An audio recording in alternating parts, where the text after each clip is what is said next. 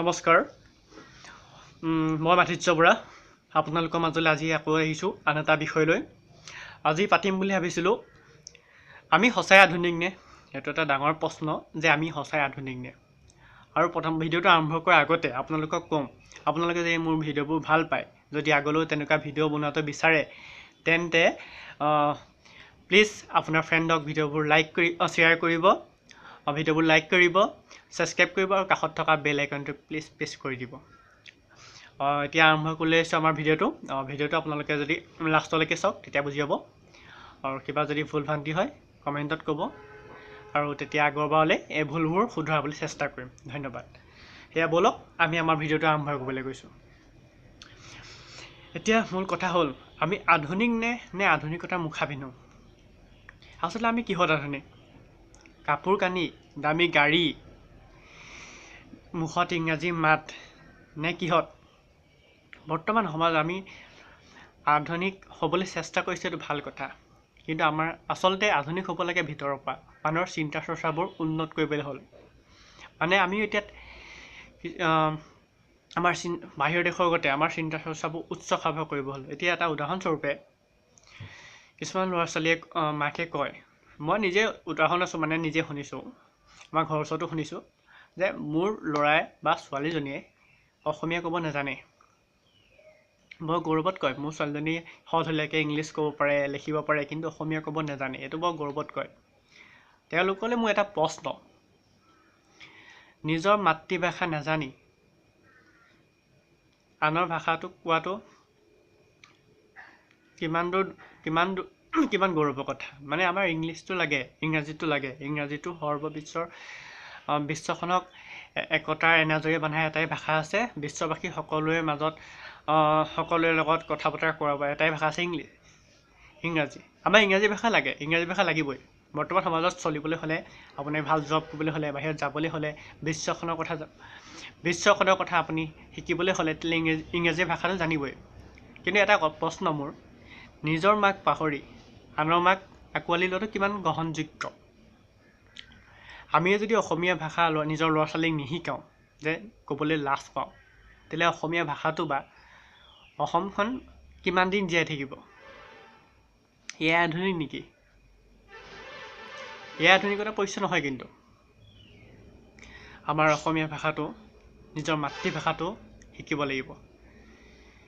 আৰু ইংৰাজী হিন্দীৰ যিমান পাৰোঁ তাতকৈ অসমীয়া ভাষাটো দুটা বেছি পাৰিব লাগিব। তেতিয়াহে আমি অসমীয়া বুলি গৌৰৱ কৰিব পাৰিম।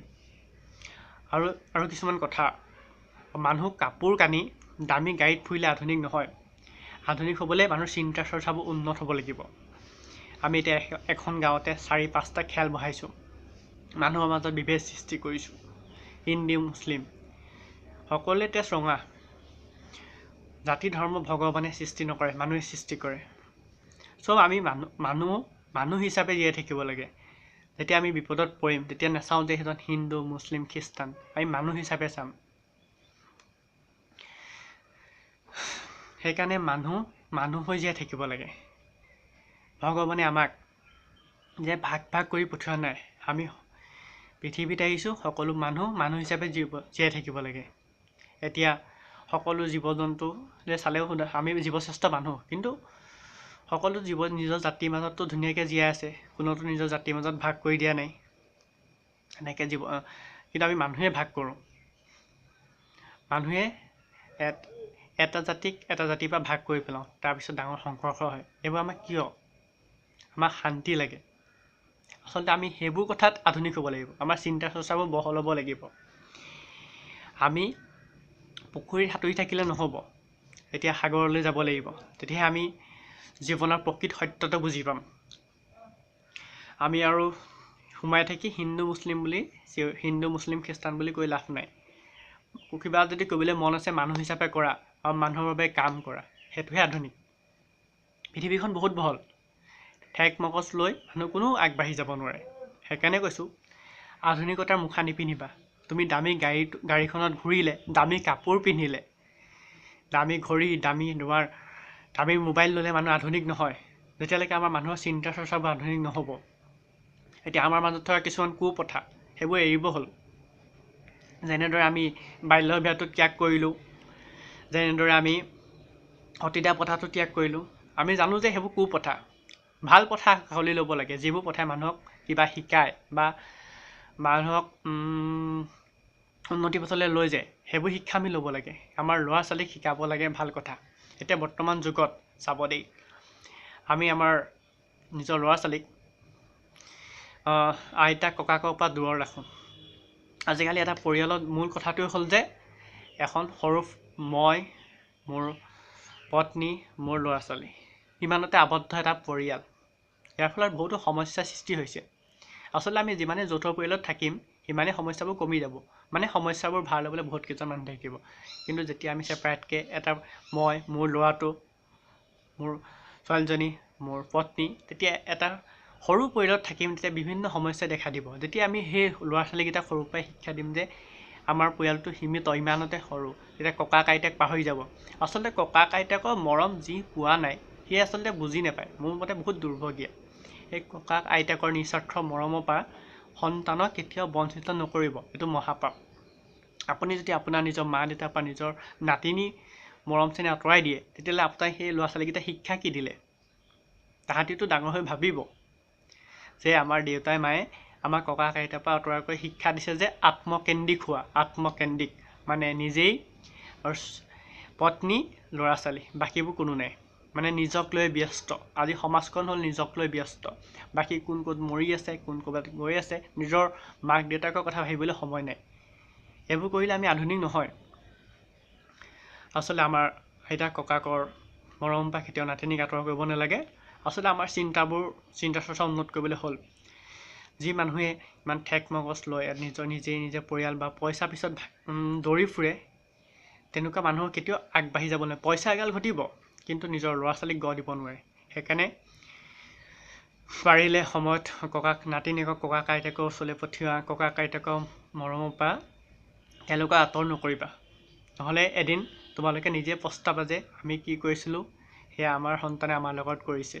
এইবোৰ ক্ষেত্ৰত আধুনিক হোৱা। এনেই আৰু আধুনিক বুলি দামী দামী কোট গাড়ীত ঘূৰি ফুৰি ডাঙৰ ডাঙৰ পাৰ্টিত ডাঙৰ ডাঙৰ কথা কৈ একো লাভ নাই। এটা কথা মনত ৰাখিবা, সৰু মানুহে ডাঙৰ কাম কৰে। সেইকাৰণে আধুনিক হ'বলৈ শিকা মনৰ পৰা, বাহিৰৰ কাপোৰ কানিয়ে নহয়। বৰ্তমান সমাজত ইয়াৰ ওপৰত বহুতো সমস্যাৰ সৃষ্টি হৈছে। এইবোৰ সমস্যা এই সৰু সৰু কথাৰ কাৰণে, কিন্তু আমি ইয়াক নুবুজা বা কিছুমান সময় হয়তো উঠি যোৱাৰ কাৰণে হৈছে। সেইকাৰণে কওঁ, আমাৰ নিজৰ কৃষ্টি সংস্কৃতি, ভাষা, ধৰ্ম সকলো মানা, কিন্তু বেয়া বস্তুটো আমি ত্যাগ কৰিব লাগে, ভালটোক আঁকোৱালি ল'ব লাগে।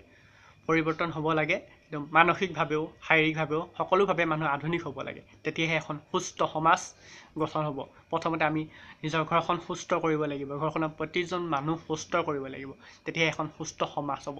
সুস্থ সমাজ হোৱাৰ লগে লগে এখন সুস্থ দেশ হ'ব, আৰু সুস্থ ৰাজ্য হ'ব। সুস্থ ৰাজ্য হোৱাৰ লগে লগে এখন দেশ হ'ব। দেশ হোৱাৰ লগে লগে পৃথিৱী হ'ব। আমাৰ চিন্তা চৰ্চাবোৰ তেনেকৈ হ'ব লাগে। আচলতে আমি এটা পৰিয়াল, গোটেই পৃথিৱীখন। আমাৰ মনত যদি এইবোৰ বিভেদ, জাতি ধৰ্ম চব বাদ দি আমি মানুহ হিচাপে জীয়াই থাকিব বিচাৰোঁ, মোৰ মতে, মোৰ ব্যক্তিগত অনুভৱ, আমি বেছি শান্তিৰে থাকিব পাৰিম। আমাৰ মাজত অকল শান্তি থাকিব। আমাক নালাগে এইবোৰ মৰা কটা, আমাক লাগে শান্তি।